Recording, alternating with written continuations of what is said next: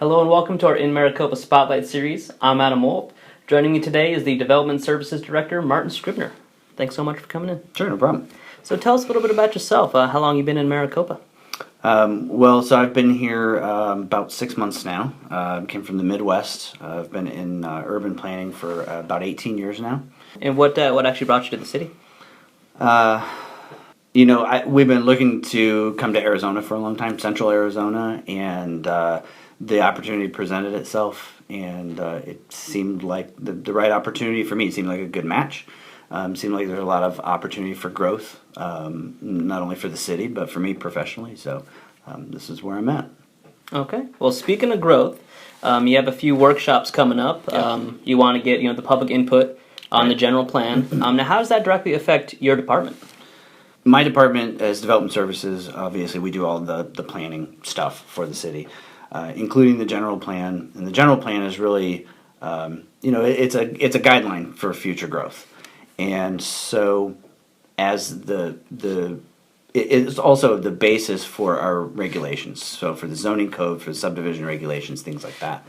And so it's really a setup for what my department is going to be doing over the next, say, 5 to 20 years, depending on what's going on. We administer the code. Again, the code's based off of the general plan. The workshops that are coming up are really, because the general plan is such a big document, the workshops are meant to educate everybody piece by piece as to what is different in this version of the general plan than what was in the last one. Of course, this is an update and not a brand new plan. So again, we're just going to kind of hit the highlights of each one of the elements. So what's different about transportation, what's different about land use, about housing, about community health, things like that, economic development. All those things will be hit one at a time, so we can kind of focus on what's going on in that section, make sure everybody understands it, because especially for our elected officials who are going to vote on this eventually, but also for our boards, committees, and commissions for the city, and not least of all, in November of this year, the general public will be voting on this in the general election.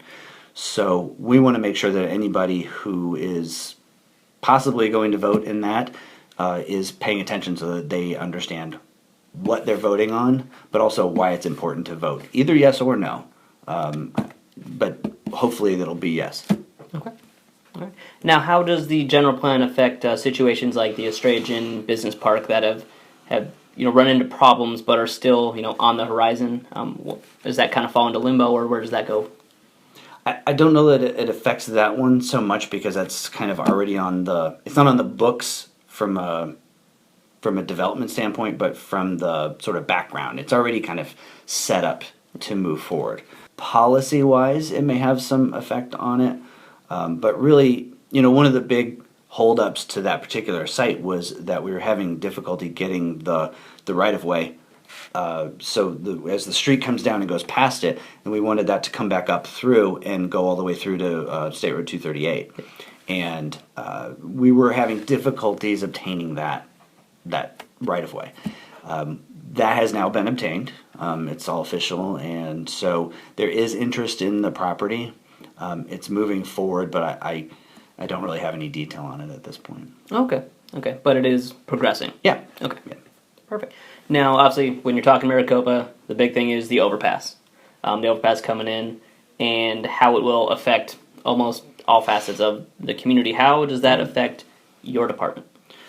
So as far as my department goes, everything we do really falls back in with transportation. And as we see that main line goes down through Maricopa and crosses the railroad tracks, the development to the south of the railroad tracks has always been a little bit more slow. Things are kind of happening here and there, but as we get better access down that way, you're going to see more activity on that side of the tracks as well.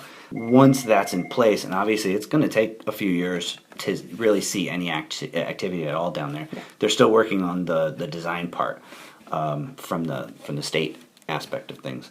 Once that is actually set and ready to go, again, you'll see a lot more activity from developers, be it for any kind of retail.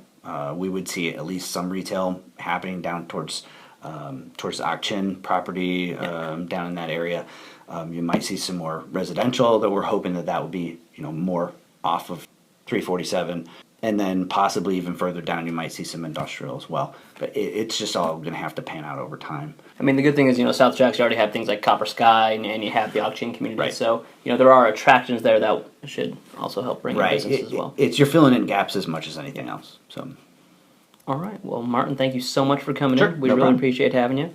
And thank you for watching our InMaricopa Spotlight series. Once again, I'm Adam Wolf, and we'll see you next time.